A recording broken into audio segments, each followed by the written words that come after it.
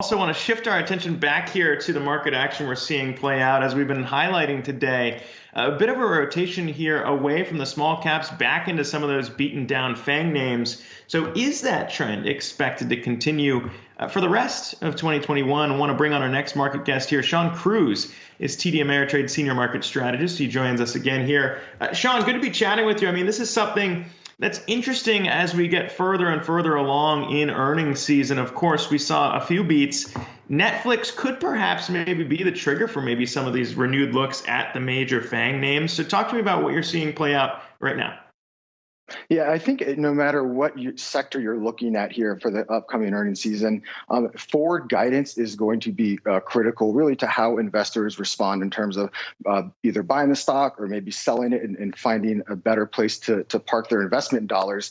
And Netflix was a great example of that. And so if you look at some of the stocks that performed incredibly well throughout 2020, it's what they call it, the FANG names, the stay-at-home trade. The question on a lot of investors' minds is, was that as good as it's going to get? Did you pull forward all the growth you're expecting for the next year or two, and in some cases 3 years, all into 2020? And we shouldn't expect as much growth moving forward. Netflix gave an example of one. There's still plenty of growth markets out there for them, and that's why they came in on the international front incredibly strong.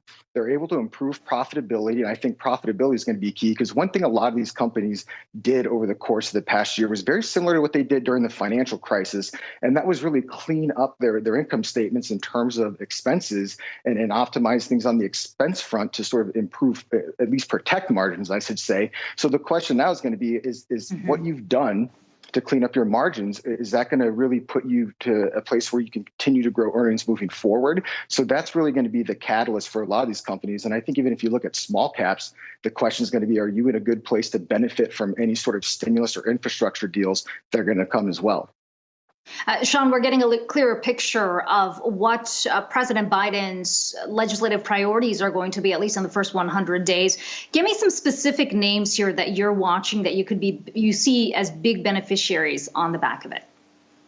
Yeah, so I'm looking at maybe some of those names that were on the forefront of a lot of the trade tariff back and forth that we heard over the past couple of years, to see if any changes in policy maybe affect those stocks. You can think of companies like Caterpillar, companies like Boeing. You could even look at some of those tech names. That's really what I'm looking for from the administration in terms of on the international front. If you're looking domestically, I think you want to look at a lot of those industrial companies that are highly levered to the U.S. economies. And you can actually, U.S. economy, you should actually look at not just industrials, you can look at material companies as well. If we do get a lot of infrastructure spending, that can benefit those companies, as ultimately they're going to be the ones that are doing the work here. And then also you can maybe even look at some of those renewable energy type of plays, the electric vehicle market. A lot of those companies have done incredibly well, as the infrastructure is certainly expected to incentivize investment in those areas, on top of just more general roads, bridges that we're also used to. Yeah, on the topic of maybe that trade-off in some of these stocks that have been beaten down due to the pandemic. Interesting to see the moves we're seeing play out in United Airlines today, after we got the update from the CEO kind of stressing how some of this is going to be in place for a while, permanently reducing the cost structure by $2 billion a year and projecting a longer recovery for some of these. All major airline stocks in the red today, Boeing down in kind. So, I mean, what do you think about maybe the thesis that piling into some of these beaten down companies would be the best scenario or best strategy for 2021? Do you think that now is facing some dents?